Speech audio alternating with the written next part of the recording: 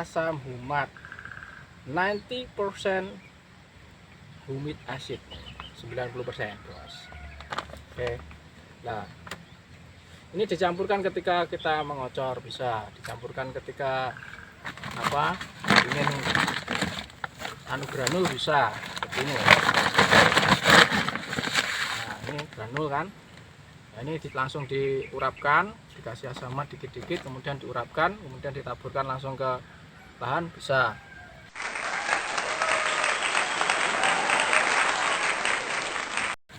Tapi saya ini karena di tempat saya sudah musim kemarau, ini saya kocorkan. Nah, cara ngocor cara melarutkannya ada tekniknya tersendiri. Jadi tidak bisa langsung dicelupkan langsung, tidak bisa.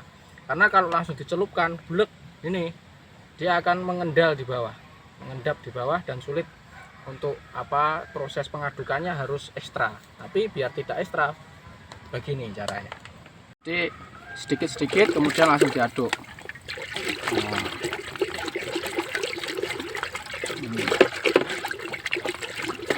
Nah, langsung larut dia. Nah,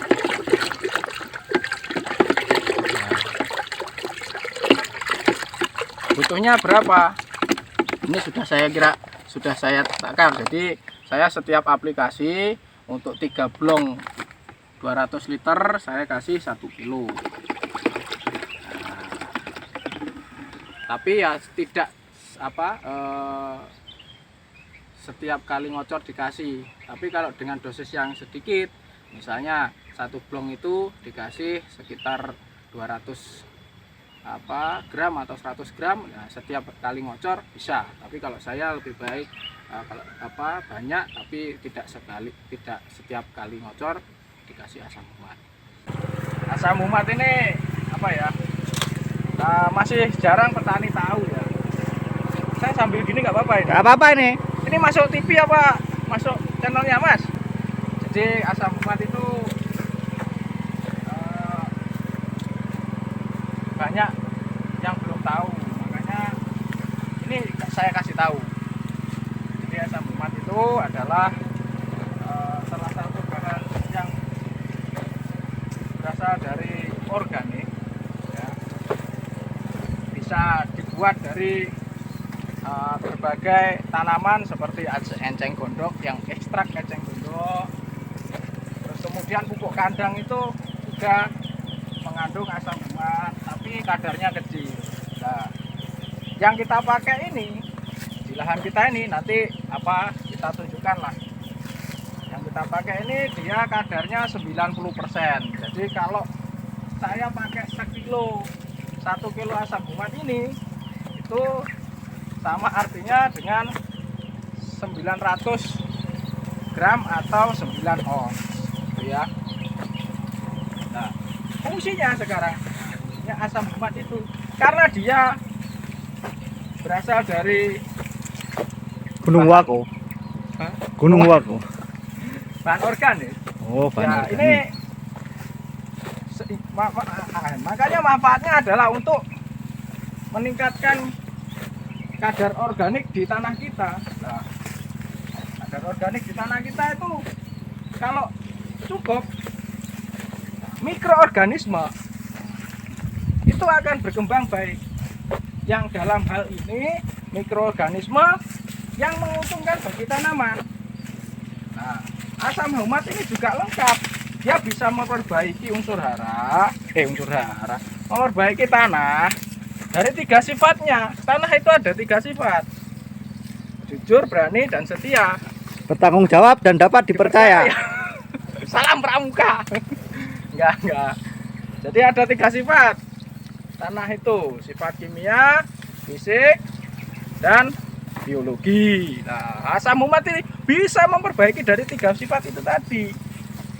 Nah, arogan lah pokoknya asam humat itu. Nah, dari segi biologinya dia sebagai makanan instan. Nah, bukan hanya mie instan aja, makanan instan dari mikroorganisme. Tuh, salah satunya saja, nggak usah banyak-banyak. Nanti kalau salah banyak nanti dapat 0. salah satu aja. Terus kemudian dari segi sifat kimia bisa menetralkan pH, bukan BH loh ya, BH loh ya, pH. Ngeres sih sing nyoteng mesti iki. pH pH ya. pH tanah ya. pH tanah ini adalah potential of hidrogen. Ya. pH tanah itu sangat penting untuk netral. Kalau buah naga itu butuh di rentan 5,5 sampai 7 ya.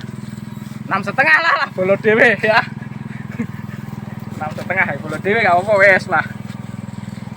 Jadi, nah, ketika pH itu seperti apa di tataran itu, mikroorganisme positif akan berkembang baik secara maksimal. Nah, sekarang kita masuk ke fungsi fisika. Ya jelek-jelek ini saya dulu anak IPA ya, beda sama teman saya yang itu IPS ya. Fisikanya payah, tapi fisiknya bagus, fisikanya yang payah ya. Asam Muhammad untuk memperbaiki sifat fisika tanah. Nah, asam Muhammad ini untuk memperbaiki sifat tanah ini akan dia menggemburkan gitu, menggemburkan tanah. Nah, pada musim kemarau ini kan biasanya air sulit kan ya. Nah, dengan adanya asam Muhammad ini, kemampuan tanah untuk mengikat air itu akan meningkat. Tanah itu akan cenderung basah. Nah, kalau basah itu kemampuan tanaman untuk menyerap unsur hara itu akan optimal. Kalau penyerapan unsur haranya optimal, bisa dipastikan hasil dari tanamannya juga bisa maksimal.